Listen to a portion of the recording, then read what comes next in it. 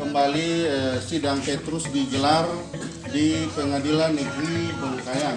Nah, hari ini agenda persidangannya masih mendengarkan saksi dari JPU, dan sementara ini majelis hakim men-skor persidangan untuk ada kepentingan-kepentingan yang lain, sehingga kami bisa melakukan konferensi pers bersama tim kuasa hukum dari Petrus CS.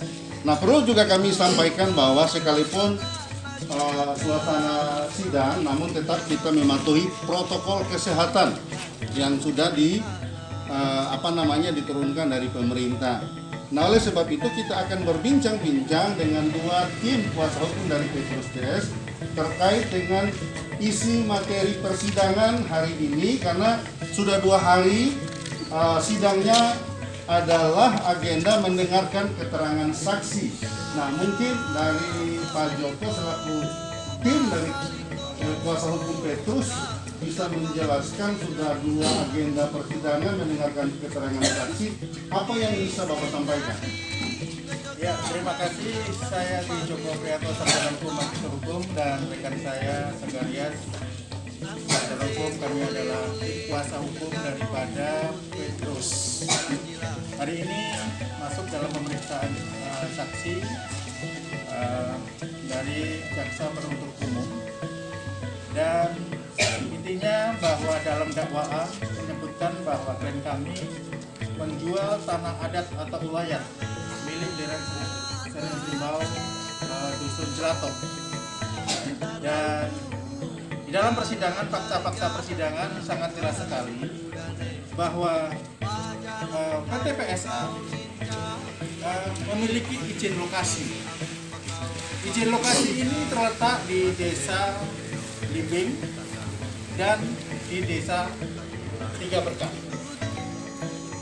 Itu berdasarkan keputusan Bupati nomor 02/IL/BPN/Bengkayang tahun 2007 ditandatangani oleh Bupati. Di dalam izin lokasi ini jelas sekali tidak menyebutkan, tidak ada penambahan letak dari kedua desa itu, Desa Limbing dan Desa Tiga Berkah. Dan ingin mau saya sampaikan bahwa 42,3 hektar itu terletak di lokasi izin untuk keperluan perkebunan sawit PT Rintis Sawit Andalan. Artinya apa? Berarti 42,3 hektar itu masuk di dalam lokasi perizinan itu. Dengan demikian, maka dapat saya sampaikan, kalau itu masuk di dalam izin perizinan yang dikeluarkan oleh Bupati, dan di dalam keputusannya sangat jelas sekali, yaitu Desa Limbing dan Tiga Berkah. Oleh karena itu, tinggal kita akan melihat 42 itu masuk ke Desa Limbing atau Tiga Berkah. Di dalam fakta persidangan jelas sekali. Dengan adanya keputusan ini, kami tidak mengada-ngada, kami tidak mereka-reka, dan kami tidak berkata katanya, tapi kami mau sampaikan bahwa yang kami sampaikan adalah by data yang akurat yang dikeluarkan oleh pemerintah daerah, dalam ini keputusan Bupati. Oleh karena itu, tidak ada desa lain yang punya hak untuk mengklaim izin lokasi ini, karena itu sudah ada keputusan Bupati. Sekali lagi, tolong digarisbawahi, tidak ada desa-desa yang lain yang bisa mengklaim bahwa 42,3 hektar itu adalah bukan milik dari milik daripada Desa Serimpong. Bukan. tapi itu masuk di dalam desa Belimbing. Itu sudah jelas sekali. Jadi oleh karena itu saya percaya di sini kita mencari keadilan. Dan dalam beberapa persidangan kemarin sudah diterangkan juga bahwa perusahaan ini tidak memiliki HGU, IPK. Ini penegasan. Kemudian terkait dengan persoalan 42 ini, kalaulah ada desa lain yang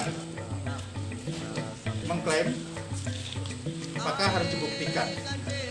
Kalaulah ada desa lain yang menganggap bahwa ada tanah ulayat yang dijual, maka saya mau berkata, yang mengklaim itu punya kewajiban untuk melaporkan kepada pihak kepolisian.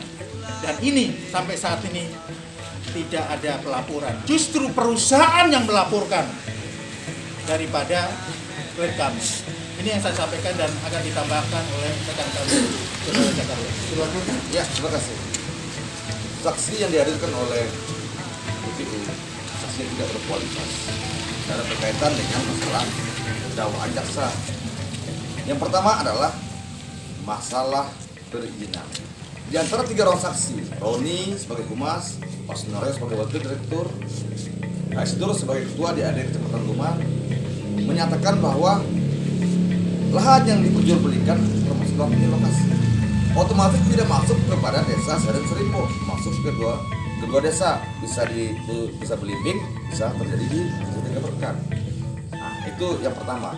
Yang kedua, tanah yang dikatakan tanah adat itu ternyata saat persidangan mereka tidak bisa buktikan. Ternyata tanah yang mereka klaim sebagai tanah adat adalah tanah negara. Artinya kalau tanah adat dia tentu ada penetapan pengukuhan oleh bupati, ada luasnya, ada batas-batasnya. Nah, di persidangan ketua DAD Kecamatan Lumar tidak bisa menyebutkan berapa luas tanah adat di desa Seren Seribu. Berapa batas-batas juga tidak ada. Nah, ini membuktikan bahwa tidak ada tanah adat di desa Seren Seribu. Itu hanya faktual. Artinya apa yang dikatakan oleh masyarakat Jelantok bahwa Petrus dan kawan-kawan menjual tanah adat itu tidak terbukti di persidangan karena mereka tidak sebutkan dokumen-dokumen. Kita tanyakan apakah ada dokumen yang menerangkan bahwa tanah yang diperjualbelikan tanah adat, mereka tidak bisa buktikan. Nah, di sini letak bahwa perkara Petrus perkara yang penuh dengan dramatis, dramatisasi. Nah, makanya kita berharap semua masyarakat, semua komponen masyarakat mengawal terus persidangan ini sampai selesai. Jangan ada lain, karena kita lihat ada sesuatu yang diinginkan dari Petrus ini supaya dia masuk penjara. Nah, kemudian menyangkut masalah SKT yang didakwakan juga oleh dakwaan jaksa penuntut umum juga sebenarnya sangat kabur. Sebenarnya mengatakan bahwa Pak Anton bicara sama Petrus, bahwa Petrus berjanji akan membuat SPT. Itu tidak ada saksi. Satu orang saksi bukan saksi dalam KUHP, apalagi tidak ada saksi. Bagaimana mereka bisa buktikan bahwa Petrus berjanji membuat SPT? Nah, kita berharap jaksa bisa menghadirkan Pak Anton di persidangan. Pak Anton hadir. Apa yang dibicarakan antara Pak Anton dengan Petrus? Biar terungkap, dialah saksi kunci masalah Petrus dengan pihak perusahaan. Kita berharap jaksa harus bisa menghadirkan, tidak ada alasan bahwa Pak Anton tidak bisa hadir. Kita berharap memang hakim bisa memerintahkan supaya jaksa menghadirkan Pak Anton di persidangan. Terima kasih.